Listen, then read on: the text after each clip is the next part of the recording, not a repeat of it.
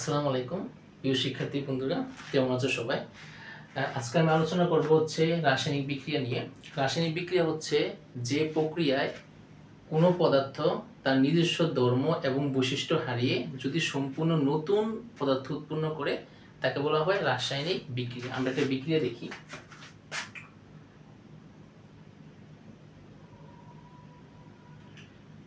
Hydrogen gas অক্সিজেনের সাথে reaction করে উৎপন্ন করে হচ্ছে পানি H2O, অথবা এখানে যে পরিবর্তনটা হয়েছে এটা হচ্ছে একটা রাসায়নিক পরিবর্তন।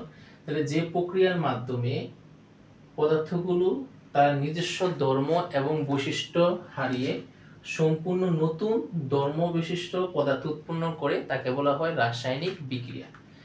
এখানে হাইড্রোজেনের বৈশিষ্ট্য হচ্ছে একরকম, অক্সিজেনের বৈশিষ্ট্য হচ্ছে একরকম। এই দুইটা পদার্থ একসাথে বিক্রিয়া করে সম্পূর্ণ নতুন ধর্মবিশিষ্ট একটা পদার্থ উৎপন্ন করে, এটাকে বলা হয় রাসায়নিক বিক্রিয়া। এখানে এই অংশটা হচ্ছে আমাদের বিক্রিয়ক, এই অংশটা হচ্ছে আমাদের উৎপাদ।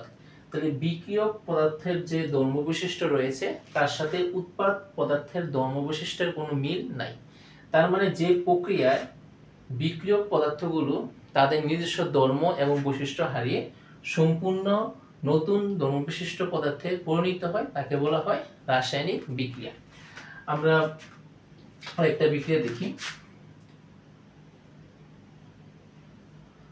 চুন পানির সাথে বিক্রিয়া করে উৎপন্ন করে হচ্ছে ক্যালসিয়াম হাইড্রোক্সাইড। নরমালি ভাবে এটা হচ্ছে চুনের সংকেত, এটা হচ্ছে পানি। যারা পান খায় বিশেষ করে বাজার থেকে প্রথমে হচ্ছে চুন ক্যালসিয়াম অক্সাইড কিনে নিয়ে আসে, চুনটা কিনে নিয়ে আসে, এটাকে পরবর্তীতে পানির সাথে মিশানো হয়। পানির সাথে মিশানোর পরে সেখানে কিন্তু তাপ উৎপাদী বিক্রিয়া সম্পূর্ণ। আমরা দেখবো যে যখন চুনটাকে বাজার থেকে নিয়ে আসা হয়, আনার পরে তারপরে পানিতে দেওয়া, তখন এটা তাপ উৎপন্ন হওয়ার কারণে এটা বুদবুদ একটা গ্যাস কিন্তু বের হইতে থাকে, মানে উত্তপ্ত হইতে থাকে, মানে সেখানে তাপ উৎপন্ন হয়, সেটাকে বলে তাপ উৎপাদী বিক্রিয়া। মানে এটা আমরা পরবর্তীতে ক্লাস আলোচনা করব, যে বিক্রিয়া তাপ উৎপন্ন হয় সেটাকে বলা হয় তাপ উৎপাদী বিক্রিয়া। তার মানে চুন হচ্ছে পানির সাথে রিঅ্যাকশন করে ক্যালসিয়াম হাইড্রোক্সাইড উৎপন্ন করে। তো এটা একটা রাসায়নিক বিক্রিয়া বা এটা একটা রাসায়নিক পরিবর্তন হয়েছে এখানে। যে এখানে যে পদার্থগুলো ছিল, এই পদার্থগুলো যে ধর্ম বৈশিষ্ট্য ছিল এটা থেকে সম্পূর্ণ আলাদা নতুন ধর্ম বিশিষ্ট একটা পদার্থ উৎপন্ন হয়েছে।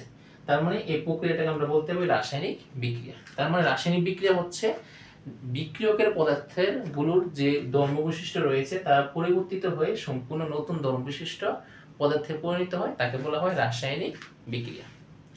তো আজকে এতটুকুই, দেখা হবে পরবর্তী ক্লাসে। আসসালামু আলাইকুম।